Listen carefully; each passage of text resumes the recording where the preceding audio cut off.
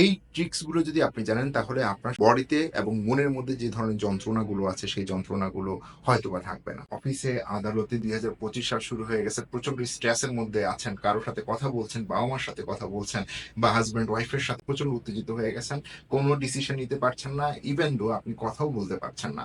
Solution কোথায় পাবেন? এখন দেখা গেছে এই পৃষ্ঠার পরের পৃষ্ঠা রাশিফল দেখছেন, সমস্ত কিছুই তো দেখছেন, বুঝতে পারছি, কিন্তু আপনি কখন কি ডেলিভারি করবেন সেই ডিসিশনটুকু নিতে পারেন না।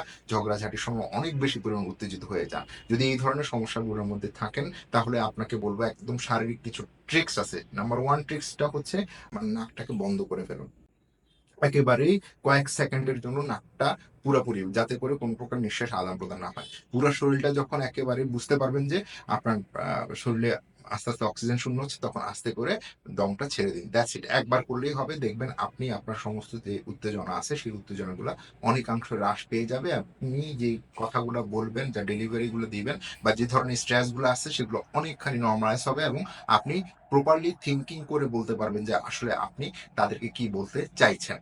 ২ নাম্বার হচ্ছে, যদি আপনি অতিরিক্ত চিন্তা করেন, যে ঘরের ভেতরে আছেন, রাস্তা দিয়ে হাঁটছেন, অথবা কোনো কিছু সমস্যা ফিল করতেছেন, আপনার প্রচন্ড পরিমাণ টেনশন ফিল হচ্ছে, এবং এই টেনশন গুলো আপনি কোনো মধ্যে রাখতে পারছেন না, অস্থির লাগছে সারাক্ষণ। এই সময় যদি আপনি মনে করেন যে না, আমার কিছু সময়ের জন্য হলে আমার রিলিফ দরকার, তখন সাথে সাথে বুকে হাত দিয়ে দিবেন। বুকে হাত দিয়ে আস্তে আস্তে দম নিবেন, একেবারে ধীরে ধীরে, একেবারে ধীরে ধীরে, যতটুকু স্লোতে নিঃশ্বাস নেওয়া যায়, একদম সম্পূর্ণ নিঃশ্বাসটা নিবেন, পেটে সেটাকে রাখবেন একদম খুবই ধীরে ধীরে, তারপরে আস্তে করে ছেড়ে দেন। দেখবেন আস্তে আস্তে আপনি মাথা খুলে যাবে, আপনি অন্য একটা অল্টারনেটিভ পথ আপনি পেয়ে যাবেন।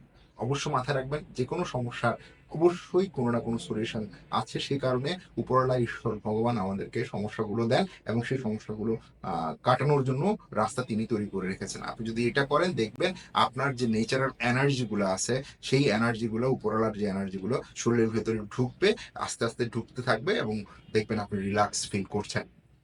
এরপরে আসে যে প্রচন্ড দুশ্চিন্তার কারণে আপনার ঘুম আসছে না, রাতে ছটফট করছেন, প্রচন্ড ছটফট করছেন। অনেকে মানে ট্যাবলেটের পরে ট্যাবলেট খেয়ে যাচ্ছেন অস্থিরতার কারণে। সেই অস্থিরতা দূর করার জন্য হচ্ছে ছোট্ট একটা ট্রিক্স, সেটা হচ্ছে চোখগুলোকে, চোখের পাপড়িগুলোকে, পলকগুলোকে বারবার পিটপিট পিটপিট করবেন।